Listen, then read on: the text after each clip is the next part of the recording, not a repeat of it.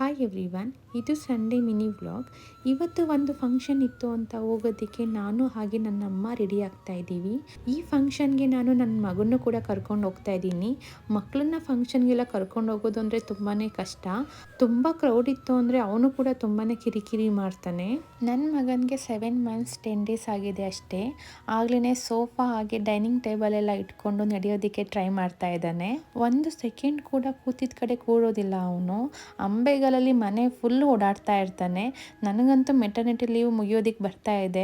ನಿಜವಾಗ್ಲೂ ಗೊತ್ತಿಲ್ಲ ನಾನು ಯಾವ ಥರ ನನ್ನ ಪಾಪು ಹಾಗೆ ನನ್ನ ಪ್ರೊಫೆಷನಲ್ ಲೈಫ್ನ ಬ್ಯಾಲೆನ್ಸ್ ಮಾಡ್ಕೊತೀನಿ ಅಂತ. ನನ್ನ ಮಗನ ನೋಡ್ಕೊಳೋದಕ್ಕೆ ನಮ್ಮ ಅಮ್ಮನ ಸಪೋರ್ಟ್ ನನಗೆ ಬೇಕೇ ಬೇಕು. ಫಂಕ್ಷನಲ್ಲಿ ನಾನು ಅಂದ್ಕೊಂಡಾಗೆ ಅವನೇನು ಕಿರಿಕಿರಿ ಮಾಡಲಿಲ್ಲ. ಯಾರು ಕರೆದ್ರೂ ಅವ್ರ ಹತ್ರ ಸುಮ್ಮನೆ ಹೋಗಿ ಆಟಾಡ್ತಾ ಇದ್ದ. ಆದರೆ ನಿದ್ದೆ ಬಂದಿದ್ದರಿಂದ ತುಂಬಾ ಡಲ್ ಆಗಿದ್ದ. ನಾವು ಕೂಡ ಊಟ ಮಾಡಿಕೊಂಡು ಮನೆಗೆ ಹೊರಟ್ವಿ. ಇದಾಗಿತ್ತು ಇವತ್ತಿನ ನನ್ನ ದಿನ. Thank you all.